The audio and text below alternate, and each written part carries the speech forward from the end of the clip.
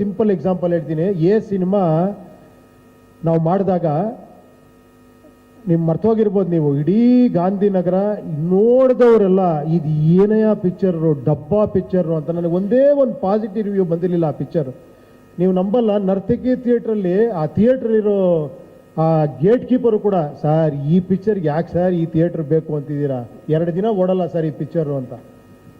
ಕೊನೆಗೆ ನಮಗೆ ಒಂಥರ ಶಾಕ್ ಹೋಯ್ತು, ನಿಜಾನ ಇದು ಅಂತ. ನಮ್ಮ ಒಬ್ಬ ಪ್ರೊಡ್ಯೂಸರ್ ಮಾತ್ರ ಇದ್ರು, ಜಗನ್ನಾಥ್ ಅಂತ. ಅವರು, ಸರ್ ಏನು ಸರ್ ಎಲ್ಲರೂ ಹಿಂಗೆ ಬೈತಾರೆ ಈ ಪಿಕ್ಚರ್ನ, ನಾನೊಂದು 200 ಸತಿ ನೋಡಿದ್ದೀನಿ, ನಂಗೆ ಬೇಜಾರೇ ಹಾಕಿಲ್ಲಲ್ಲ ಸರ್ ಈ ಪಿಕ್ಚರು, ಯಾಕೆ ಸರ್ ಎಲ್ಲರೂ ಹಿಂಗೆ ಬೈತಾರೆ ಅಂತ.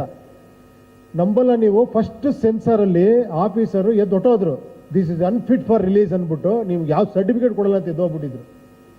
ನಂಬ್ತೀರಾ? ಹೇಳಕ್ಕಾಗಲ್ಲ ನೋಡಿ. ಯಾರೂ ಇಷ್ಟಪಡಿದ್ರು, ಆ ಫೈನಾನ್ಷಿಯರೇ ಇಷ್ಟಪಟ್ಟಿಲ್ಲ ಪಿಕ್ಚರ್ನ. ದುಡ್ಡು ಕೊಟ್ಟವ್ರು ಯಾರೇ, ದುಡ್ಡು ಕೊಟ್ಬಿಡಪ್ಪ ವಾಪಸ್ ನೀವು ಪಿಕ್ಚರ್ ರಿಲೀಸ್ ಮಾಡ್ಕೊ ಅಂತ. ಬಟ್ ಅದು ಮಿರಾಕಲ್ ಆಗೋಯ್ತು. ಅದು ಹೇಳಕ್ಕಾಗಲ್ಲ ನೋಡಿ. ಅದೇ ಹೇಳಿದ್ದು, ಅದು ಆಡಿಯನ್ಸ್ ಅಂತ.